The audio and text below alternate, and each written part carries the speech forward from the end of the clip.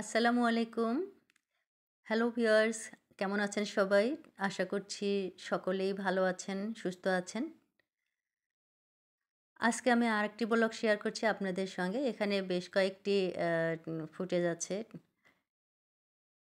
আমি সকালবেলা গাছ থেকে ঢ্যাঁড়স তুলে নিয়ে আসছি। ঢ্যাঁড়স ভাজা করছি আমাদের বন্ধু চুলায়। এক চুলায় আগুন দিয়ে এক চুলায় খড়ি দিতে হয়। আরেকটা পাশে যে চুলাটা আছে সেটার সেই তাপে আরেকটা কিছু রান্না করা যায় আরকি। আমি এখানে ভাতটা রান্না করেছি। ভাত হওয়ার পরে ভাতটা যখন একটু পানি আছে ভাতটাকে সরাই দিয়েছি, এটাতে ভাজি দিয়েছি। এই যে এক খড়িতে ২ টো রান্না। অত্যন্ত চমৎকার একটা চুলা। এখানে ভাতের ভাপটা বের করে দিচ্ছি। আর সিমেন্টের চুলা অনেক তাপ বেশি, অনেক তাড়াতাড়ি হয়। এখানে আমি ঢ্যাঁড়স কাটছিলাম। পাশাপাশি আমাদের পুকুরের মলা মাছ, এটা প্যাকেট বের করে রেখেছি। এটা ভাজা করব পরিষ্কার করে নিয়ে।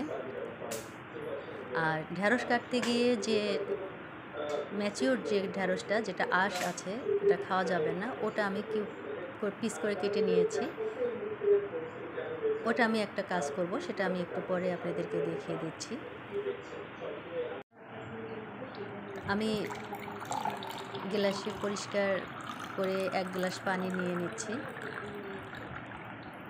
এই পানিতে আমি যে ওই আঁশযুক্ত ঢ্যাঁড়স যেটা খাওয়া যাবে না এমনিতেই ভাজি করে, এই ঢ্যাঁড়সটা আমি এখানে ভিজিয়ে রাখব। এখানে যতক্ষণ ইচ্ছা ভেজানো যায়।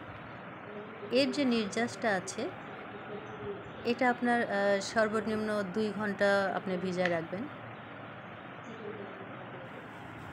ভিজানোর পরে দেখা যাবে যে এখানে সুন্দর একটা ওর চলে আসছে। পানিটা বেশ একটু আঠালো ভাব হয়ে যায়। মানে ঢ্যাঁড়স পিচ্ছিল থাকে আরকি, ঢ্যাঁড়স যেমন হয়। তো এই পানিটা অনেক উপকারী, যে আমি ১ গ্লাস পানি খেয়ে ফেলেছি। আমি ৩-৪ ঘন্টা এটাকে রেখে দিয়েছিলাম। আর এই যে খাওয়ার পরে যে ঢ্যাঁড়সটা আছে, এটাও আমার নষ্ট হবে না। এটার আমার বাহিনী আছে, ওরা খাবে, ছাগল ভেড়াদেরকে খেতে দেব।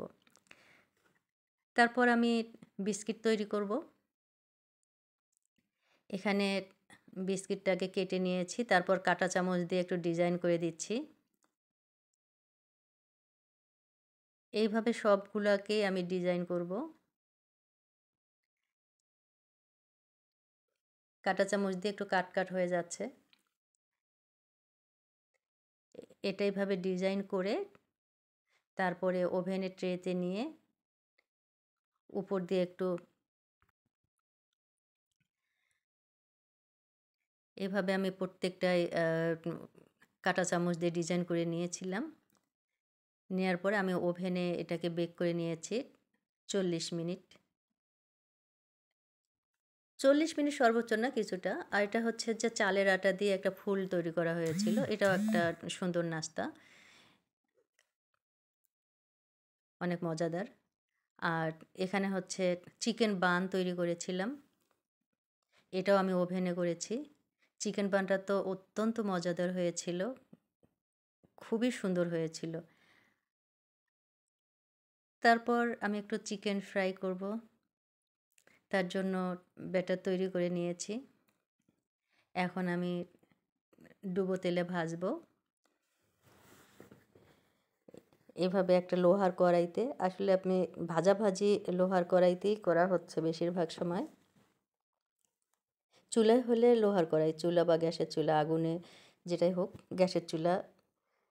এতে আমার চিকেনগুলো ফ্রাই হয়ে গেছে। এটাও অনেক উপরটা ক্রিসপি ছিল, ভিতরটা অনেক জুচিনেস ছিল। আর তারপর হচ্ছে ফ্রেঞ্চ ফ্রাই করব। ফ্রেঞ্চ ফ্রাইয়ের জন্য এগুলো আগে থেকে মেখে রাখা হয়েছিল। এখন খুব হালকাভাবে এগুলোতে ভাজতে হচ্ছে, আলতোভাবে, যাতে ভেঙে না যায়, উপরের যাতে সরে না যায়। কাঠি দিয়ে আমি এগুলোকে ছড়াই দিচ্ছি। তো আজকের আমার এতটুকুই ছিল ব্লগ। খাবারের পর এটা নাস্তা করেছিলাম। ভালো থাকবেন। আল্লাহ হাফিজ।